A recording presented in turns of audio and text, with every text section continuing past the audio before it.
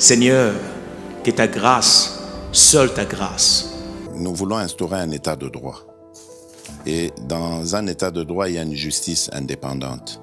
Ce n'est pas à l'individu Félix Tshisekedi de commencer à faire justice.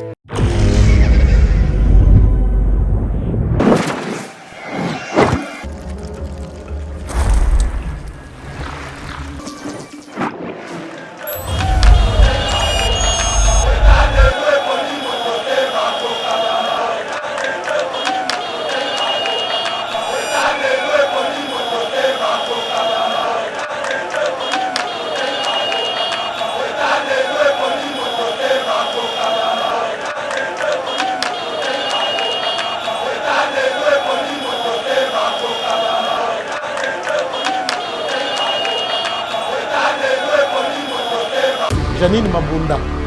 Baby Mabunda lingi ko lobani. Mamole. Voilà mon mboka la biso. Alors bata un jour na koki ko limbisa bato nyonso. Na koki ko limbisa. Suite il y a incompétence. Ndé toye ko comprendre que Rwanda azali simaya M23 parce que na attaque oyo FARDC salaki M23 bakini batiki ba orbite na bango batiki ba bibundeli na bango omoni tant mususu ba rebelle wana ba vandi Félix Tshisekedi azali ko sala ba makambo na cessé parce que politique division politique ba sala kango na sentiment te oyoka bato ba non bunagana ezali na maboko ya ba rebelle non ce n'est pas tous les bunagana oyo ezali na kati ya maboko ya ba rebelle.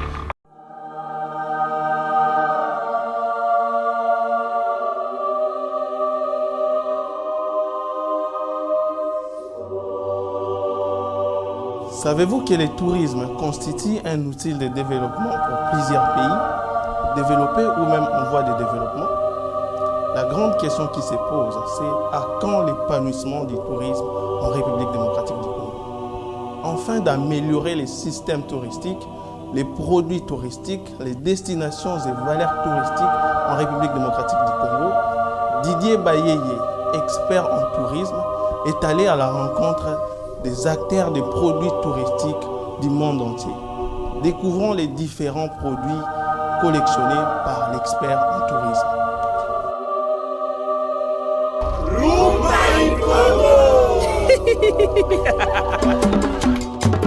Nos services, conseils et accompagnement administratif et logistique pour les voyages, formation du personnel en tourisme et hôtellerie, consultation et coaching en tourisme. Pour vos vacances, déplacements professionnels, voyages d'études, installation à l'étranger, rapatriement médical, Global Travel Expert vous propose un accompagnement adapté à vos besoins. Pour tout contact, plus 243 82 60 48 350. Plus 243 82 60 48 350. Voyager avec l'esprit libre avec Global Travel Expert.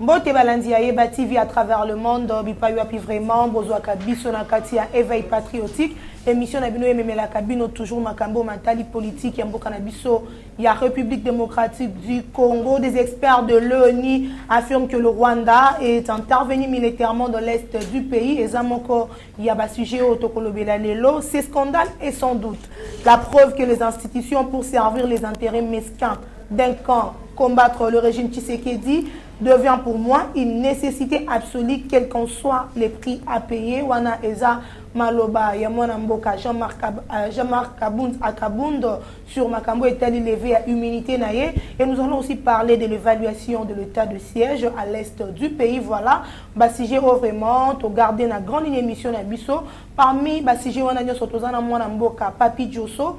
Oyo boyebi que azalaka troisième intellectuel yakabeyaka mwanga et puis moko na biso awa na kati ya Yeba TV yende vraiment a copier sa biso babiano na mituna oyo tokotuna e na mokona lelo. Mbote mwana mboka Papi Djosso. Mbote Maman Abigail Kilungu, mbote na ndeko nanga Mitterrand naya, journaliste intelligent, ndenge na linga ko benga ye.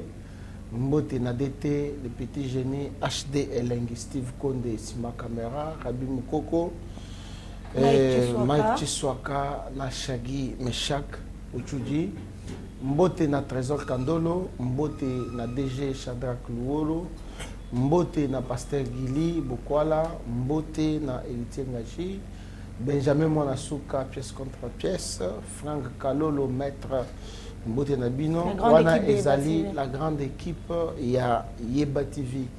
Mbote na bande konangai bazuli baku ya kolanda biso na moi ya lelo bisika nyonso bozwami na Kasindi, na Beni, na Boma, na Goma, partout bozali na Kabeya Kamwanga, bozali na Chondo, bozali na Mwena Jitu, bozali na Ngandanjika, bozali na Bandundu Gemena, partout dans la République démocratique du Congo, en dehors ya mboka, bozali na Grande-Bretagne, bozali na États-Unis, bozali na Tombouctou, bozali na Canada, bisika nyonso bozali mbote na bino. Mama Abigail nalobaka toujours bakristo bazaka na esengo soki babengisi bango na ndako ya Nzambe mpona koyoka liloba na Nzambe biso baye politique tozalaka na esengo so babengisi biso na plateau ya Yeba TV pour to décrypter actualité politique.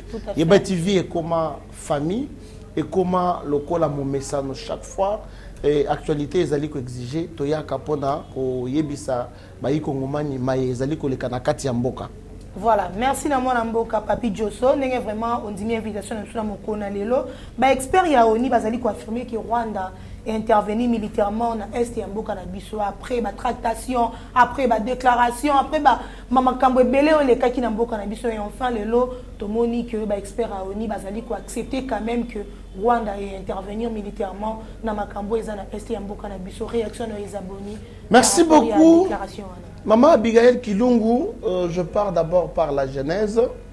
En 1914 jusqu'à 1917, il y a eu ce qu'on appelle la Première Guerre mondiale. En 1940 jusqu'à 1945, il y a eu la Deuxième Guerre mondiale.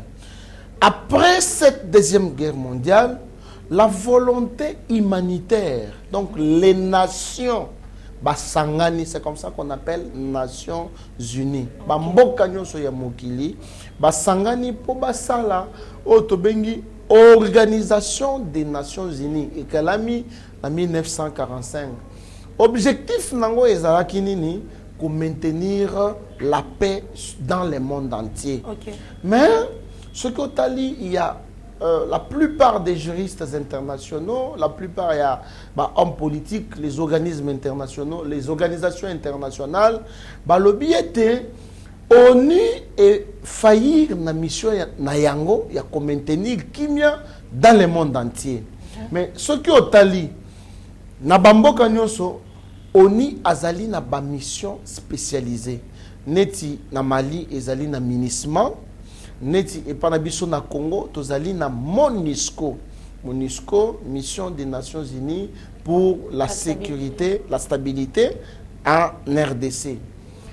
Ndeko Abigail Kilungu, depuis mboka na biso ezali Congo, totikala comme na dirigeante a indexé depuis makambo na biso e bandina Rwanda que c'est le Rwanda qui attaque la RDC.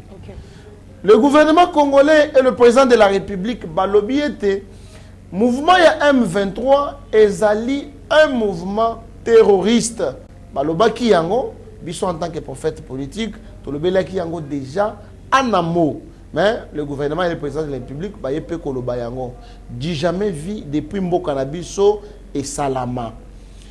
Tango oni eye na mboka na biso par le canal ya MONUC en 1999 oyo Mzee Laurent Désiré Kabila a bengisaka bango parce que accord ya Lusaka ezaki respecté parce que ba Rwandais nde basungaki Mzee Laurent Désiré Kabila akota na Congo basalaki ba accord tango ba yokanité. C'est comme ça que Mzee a fait appel pour que oni atinda MONUC yaki toyebaki mission na bango ezalaki ba stabiliser kimia basunga FRDC akoka ko bundisa munguna pour que kimia ezonga surtout na partie est ya mboka na biso. Après MONUC toyeko koma na MONUSCO. Tant MONUSCO est totali à la tête, il y a Mboka Nabiso, il y a eu un étranger.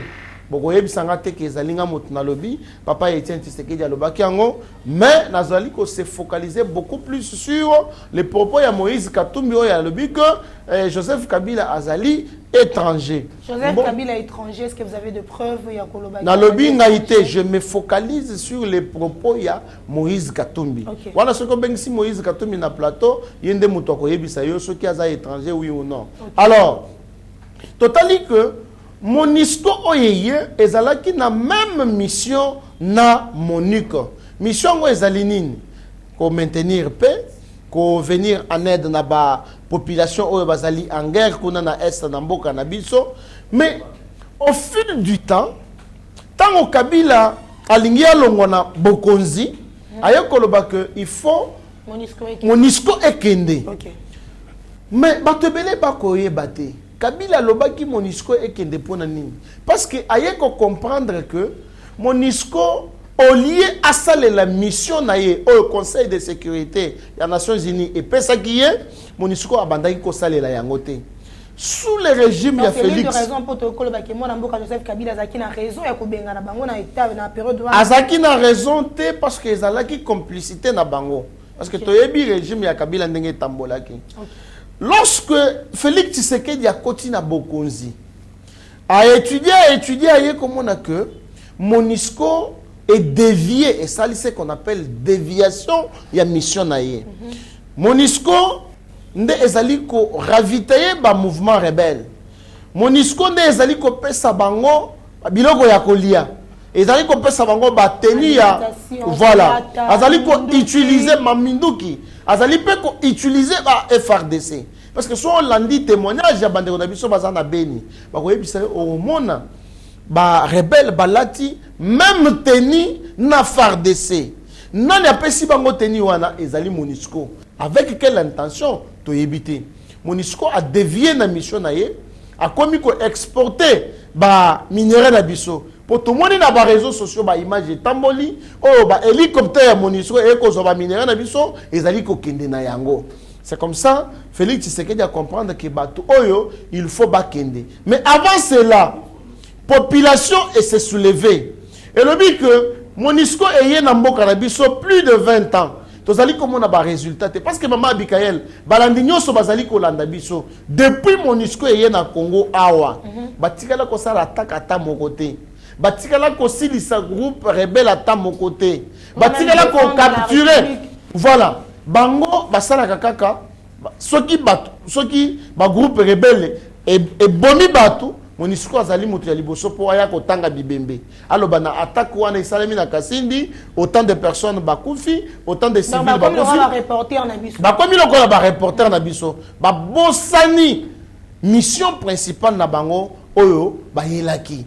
Donc na minito maman Abigail, ba expert oya oni oyo, ba lobi quelque chose qui n'est pas du nouveau. Ba yeko se rallier kaka na ba propos ya président de la République pe ya gouvernement. Est-ce que signifie kaka ba affirmer to peut-être bazana ba moyen mususu fo ba bakisa par rapport ya affirmation ba précis. Diplomatie ya président Félix Tshisekedi nde sali bongo parce que Félix Tshisekedi a décrété état de siège. Maman Abigail, est-ce que balandi na biso na ba congolais banso ba yebiete ezali nde état de siège faire découvrir biso que MONUSCO azali hypocrite?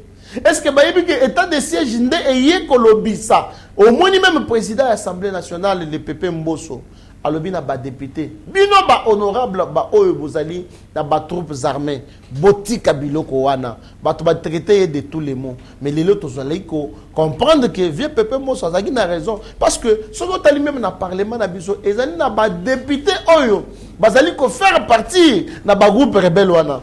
Tolanda qui peut honorable député Nsingi Pouloulou.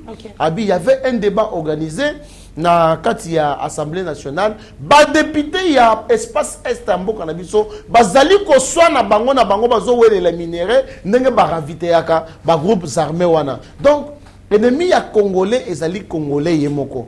Pour na ba expert ya Nations Unies oyo balobi likambo asikate baye ko comprendre bapesi mwana mboka Félix Tshisekedi raison que makambo oyo alobi que Rwanda moto azali ko attaquer biso via le canal ya M23 na ba FDLR ya Uganda. Donc MONUSCO ONI d'ailleurs na ba expert na ye bazwa disposition ya que bakumba ba valise ya MONUSCO bakinde parce que ce que otangi résolution 2556 à 2020 et le bakete bako MONUSCO bako se retirer sur le sol congolais progressivement jusqu'à la fin du mois de décembre 2021.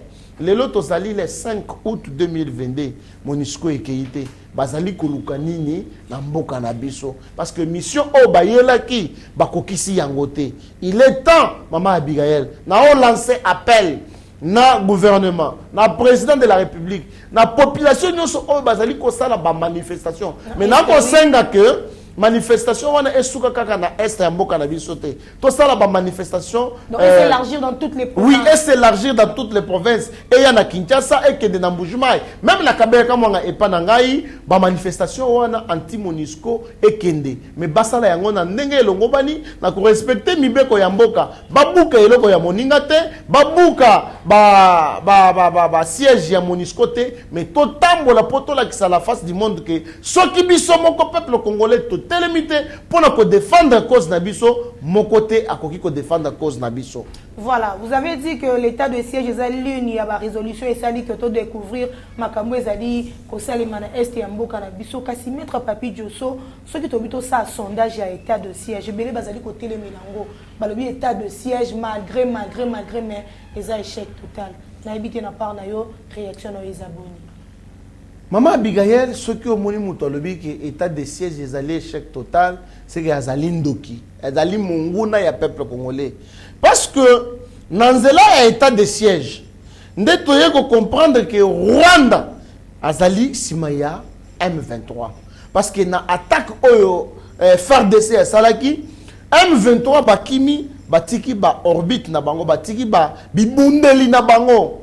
Tenu, toye ko découvrir que nako kende na bango batiki tenu ya armée nationale rwandaise wana ezali likambo ya liboso likambo ya mibale état de siège ye ko démontrer biso que Nations Unies azali partenaire international hypocrite.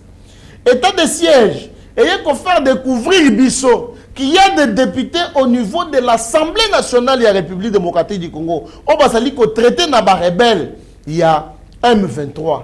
Mais ce qui se passe au monde, que non, état de siège, ezali échec total. C'est que Moutouana, il y a des députés qui population na bango ebele bazali ko telemela bango ceux qui bazongi na ba vacances parlementaires bazali ko bisa bango bino boza ba lobeli na biso. Kasi pourquoi bozali ko kende à chaque fois que bozali ko évaluer état de siège on mais biso atozali ko kufa na pas wana mettre. Non, ce que tali population il y a est, je pense que tozali une très grande chaîne d'investigation et bativi tole ki samakambo o ezali ko likakuna population ya Beni précisément bango nyonso bazali ko saluer état de siège. Pourquoi? Parce que toye ko découvrir que il y a même nos citoyens congolaises et congolais ba oyo bazali ko kende ko pesa manduki epa ya ba rebelle wana okomona mama neti azokende bilanga amemi bassin nzokande na kati ya bassin wana masasi ezali nzokande na kati ya bassin wana biloko ya kolia ya kopesa ba rebelle ezali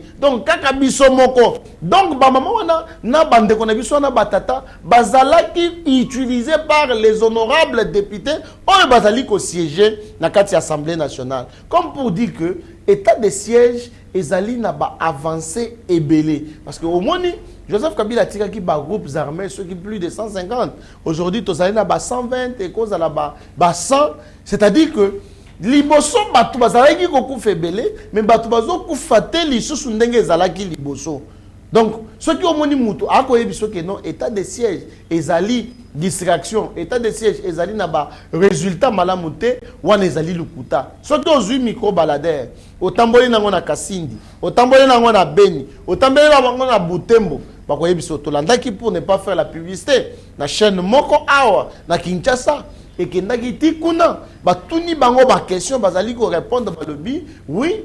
Une œuvre humaine est la parfaite. Petite difficulté ezali, mais seulement tozali na kimia par rapport à liboso. Donc état de siège ezali na ba résultat positif na yango. Ne tozali ko féliciter les efforts fournis par le président de la République Félix Tshisekedi par rapport ya ndenga zali ko sala pour que kimia écota totalement la partie est ya mboka na biso. Maître Papi Diosso, où en sommes-nous avec Bunagana? C'est l'autre, comme on a point d'interrogation, on n'en parle plus, tu as évité comme une situation nini, est-ce que tu as récupéré en haut ou pas, et comment définitivement dans ma boucle à rebelle, tu as évité, tu as commis si quoi niveau nini. Je dois être sincère, nanga moko pe être sincère na bandeko nanga bazali kolanda biso de partout dans le monde. Bunagana ezali territoire. Mais ezali Bunagana nyonso te ezali prise en otage par les rebelles du M23. Il y a une cité na Bunagana, ezaloko la tozali na ville ya Kinshasa, mais seulement la commune par exemple ya Makala nde esika ba rebelle bazali. Maman Abigail, bandeko na biso bayeba ete Félix Tshisekedi aye na diplomatie ya likolo makasi. Pour au moins temps mususu ba rebelle wana bavandi. Félix Tshisekedi azali ko sala ba makambo na CC parce que politique dirigeant politique basala kango na sentimenté. Oyoka bato balobi non Bunagana ezali na maboko ya ba rebelle. Non, ce n'est pas tous les Bunagana o ezali na kati ya maboko ya ba rebelle. Na lobi lokola ezali cité moko o ezali na kati ya maboko ya ba rebelle. Je pense que le gouvernement congolais et le président de la République sont en train de fournir les efforts pour que armée nabiso et éradiquer pe ebengana banguna ya Congo o bazali kuna bavandi bamoni lokola ezali mboka na bango mais bato babosana te mama Abigail ezali la famille Kabili nde kotisi biso na difficulté na ceux qui otali accord de l'Emera na accord wana ceux qui otangi na article 4 na yango ezali koloba ete Laurent Moussé Désiré Kabila a reconnaîtra qui ete ceux qui bango basungiye babengana Mobutu apesa bango 300 mètres, il y a parti est en abisso. Or, l'intégrité territoriale est ali mokoya élément ya souveraineté nabisso. Okay. Donc, aucun centimètre de notre territoire peut être pris par les rebelles. Le Mumba Loba qui y a balkanisation depuis Kala. Biso tozali 45 000 km². Donc, tu as 43 ou 42 000 km². Aux Ali Kolanda. Mais si tu as une famille Kabili, et promettre bande konabiso wana ba rebelle bande kokutute, s'il vous plaît, je m'excuse. Banguna ya Congo wana. Apesi bango courage ya que apesa bango 300 mètres ya terre na biso po bazwar ba bénéficier na minerai parce que bato ba yebi que Rwanda ezali pays moko ya muke. Et qu'on kota na Congo attaque 80 000 fois plutôt. Et donc, bandeko wana, à l'époque, il y a Kabila Joseph alias Kanambe. Bayokanaki na Kabila, ancien président de la République. Okay. Bayokanaki le 5 mai 2012 que le Kola va respecter accord ya les meraté. Ba militaire Congo, ba militaire rwandais. Bakota na RDC, ba surveiller toutes les 9 frontières nabiso. Nous avons ba armée rwandaise ezali ko kota na Congo. Mama Abigail, bakozwa minéraux nabiso, bazali ko kende na yango. Yango nde omonaki que Rwanda komiso ki première puissance ya or na Afrique alors que azana minéraux ata moko te sur son sol.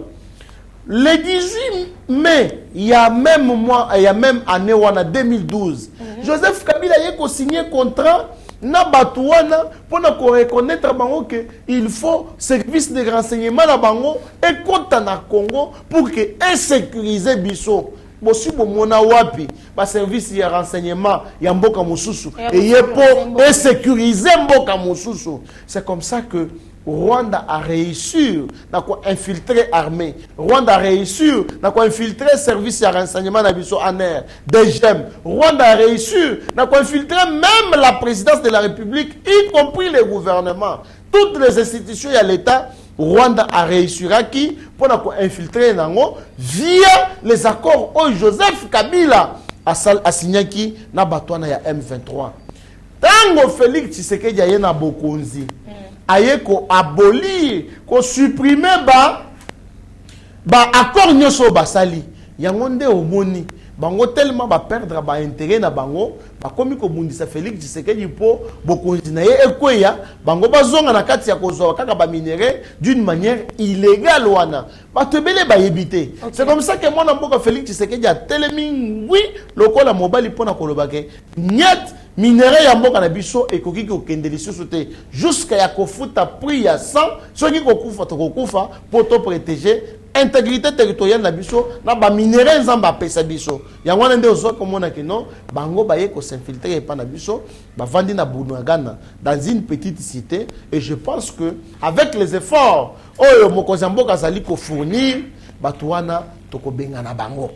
Voilà, ces scandales est sans doute la preuve que les institutions pour servir les intérêts mesquins dans quand combattre le régime Tshisekedi devient pour moi une nécessité absolue, quel qu'en soit les prix à payer. Wana mwana mboka jama akabunda lobby ye soki na niveau tozali kokende régime Tshisekedi à combattre ango quel que soit prix oya ko payer s'il s'agit à kufa ko kufa pas lobby était démocratie na biso et zongi sima makasi par rapport ya malobanyo sona lobaki ezalaki par rapport ya makambo ekomelaki ya obazali koloba ya lever ya immunité na ye na bité mwana mboka maître Papi Diosso na part na yo kolanda maloba ya Jean-Marc Akabunt yo réagir ndenge nini.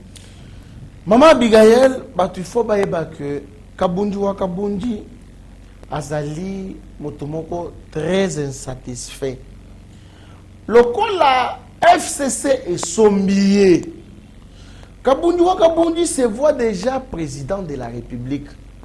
Est-ce qu'il est capable de diriger Pembo quand même sur la République? Attends, un diplôme nini. Parce que IDP ça salaire qui est ba faveur nyonso. Osa diplômé d'état. Mais Joseph Kabila aussi beau traité Kazaki diplômé. Joseph Kabila toyebi. Mais il a quand même dirigé les pays pendant 18 ans. Tant que sikoyo bon to tikana na Joseph Kabila. Tant qu'on a dirigé Mboka pendant 18 ans. Atikeli biso déjà atikeli biso ba rebelle lelo bazo bundisa biso a infiltré armée a infiltré ba service ya renseignement. Joseph Kabila a tongi kingakati ma tongeli kingakati ya bana Congo te.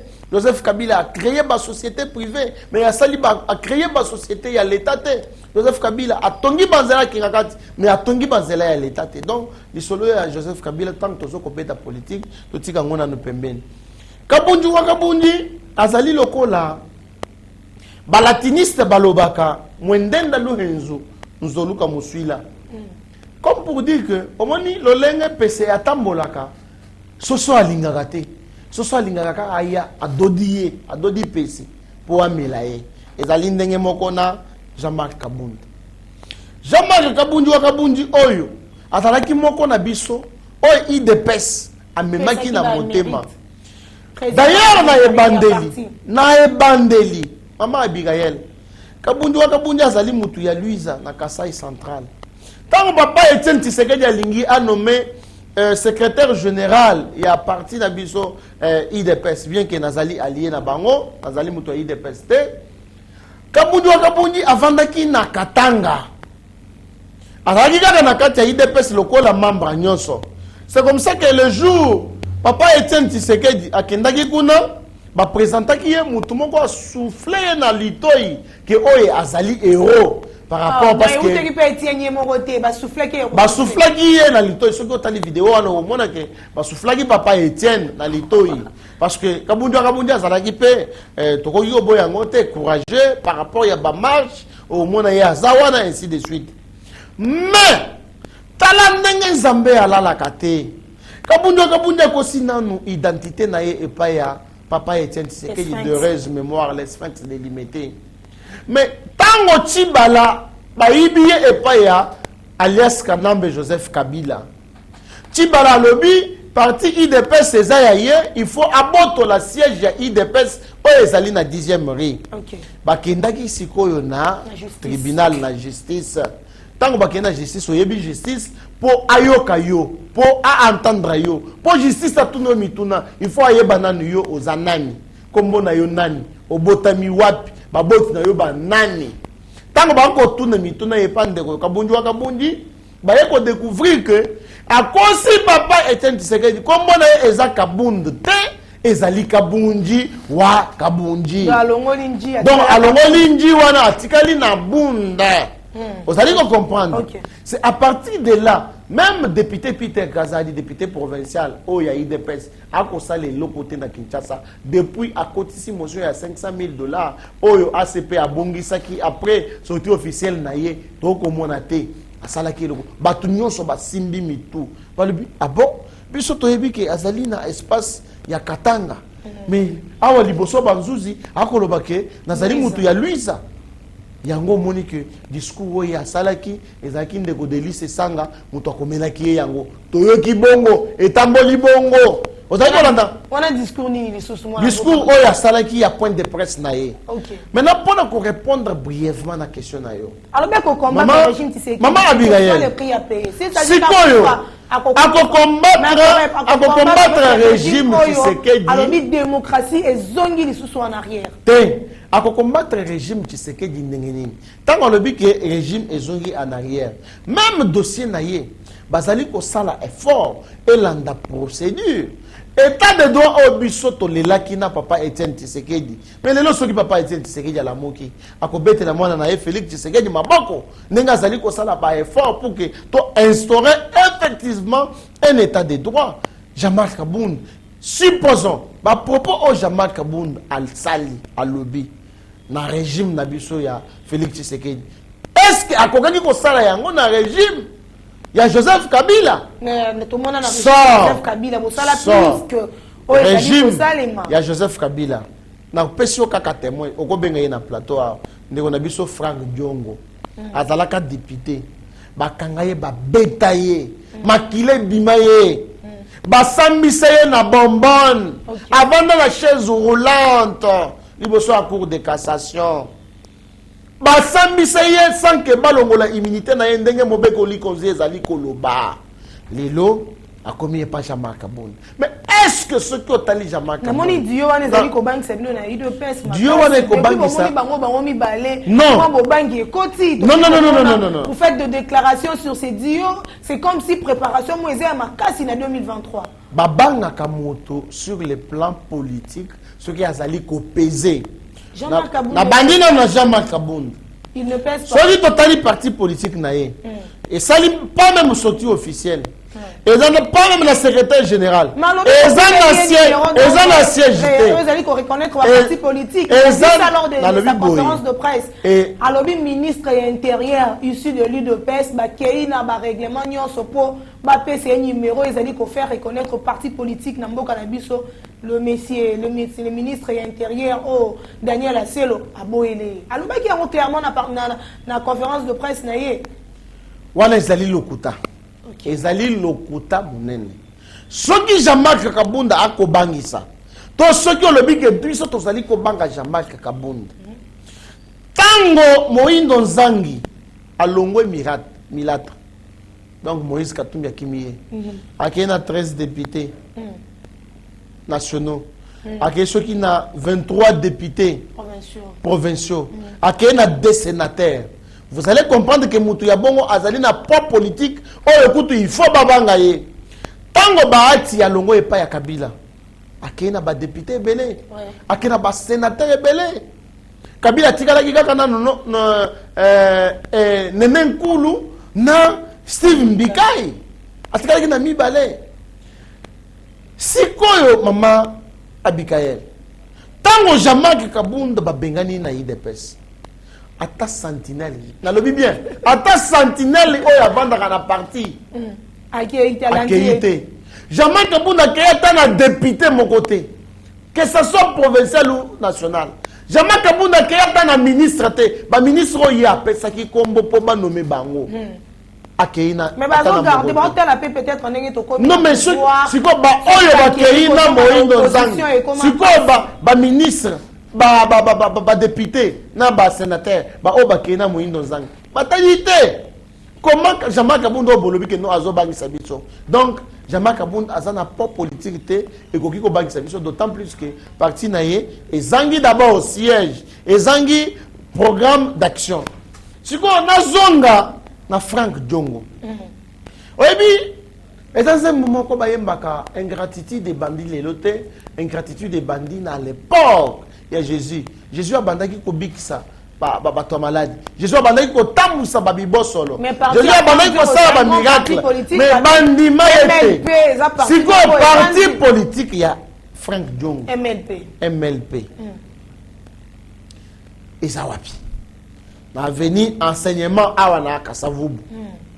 Même les voisins baza na mapango ya o bakangami na parti ya Frank Diongo bayebite que parti politique moko MLP ezalaka awa bayebi même Frank Diongo te eza un parti politique o ezali implanté dans une parcelle sur une avenue de Kinshasa et dans une même commune et banyata na lingwala te et banyata na Kinshasa te soki otuni mwana nanga soki mwana nanga amoni par exemple information balakisi Félix Tshisekedi au moins nazoloba papa Congo Fachi béton mais Fachi est quand même le président de la République mais soki par plusieurs personnes neno Frank Diongo asalaki point de presse na yowana mwana nga azotalaka boy ayebite moi akoloba nini même Jean-Marc Kabundu mwana nga ayebite c'est comme pour dire que tout mon côté mais yemoko se noyer ceux qui ont mettre nager au moins quelque part même ceux qui na sepelaka na été Janine Mabunda.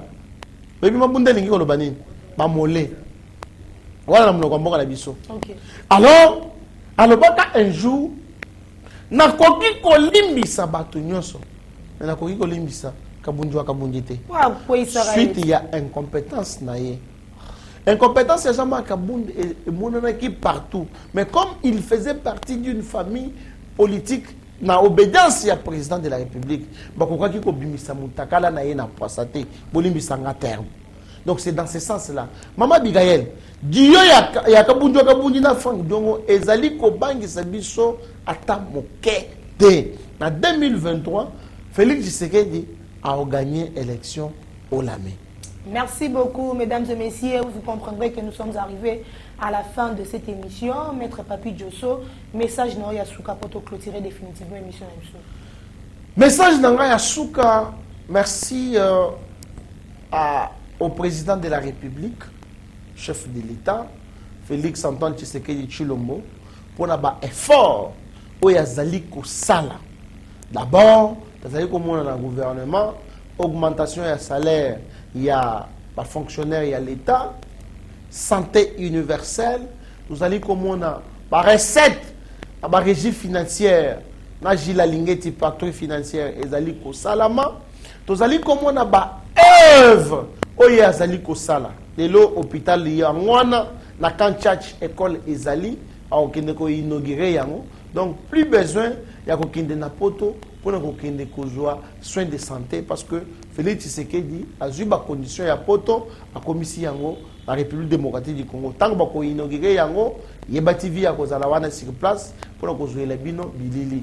Merci na équipe technique ya yeba TV chapeauté par HD le petit génie Steve Condé parce que awa est commis le la famille et commis le la momesano DG Shadrack Lohoro. Merci beaucoup pour la confiance, la fidélité, la personne Abisso, la Kobo Sanate, Maître Franck Kalolo. Ceux qui ont dit oh, mon isque salibo, Maître Papi Diosso, Ozawat, Yakana no Toyebi Sabana, Yebe TV, Bazali Wapi. Maman Abigail Kilungu, na Pesi Bana Nanga Nyonso, ya SED, ensemble, les Congolais pour un état de droit, Bisika Nyonso Bazali, na Komona Bazali ko constitué, ba groupe, les amis de Papi Diosso. Wana na keina monga fula na moni présidente na bango Gifty Ilunga azali ko koche bana nyonso ya SED côté bazali na commune Kinshasa na moni Niko Muchipai na limete kuna na moni petit nanga Alvin Kanza na Kabeya Kamwanga na moni petit nanga Etan Mbui donc partout ceux qui t'écoutent même na Grande-Bretagne na moni monsieur Alberto Mobiaye Yowana président ya SED na kati ya Grande-Bretagne. Toke na États-Unis, tout le pasteur Jean-Claude Azalipe, moko ya ba Essédois na kati ya États-Unis. Que Dieu bénisse la République démocratique du Congo, que Dieu bénisse Yeba TV, que Dieu bénisse le président Félix Antoine Tshisekedi Tshilombo. Ngai wabino, maître Papi Diosso ngando de la Bunda, le prophète politique, troisième intellectuel de Kabeyaka moi na pesibino au revoir tokutana ikolo ezali koya soki nzambe abateli biso. Voilà, encore une fois, merci à Maître Papi Diosso, merci à l'équipe Mobimba ya Yeba TV, merci à Batono Sobalanda Kabiso partout dans le monde, ceux qui sont invités, Ngana Bino Tokutani, na Mikolo Mikoya. Seigneur, que ta grâce, seule ta grâce. Nous voulons instaurer un état de droit. Et dans un état de droit, il y a une justice indépendante.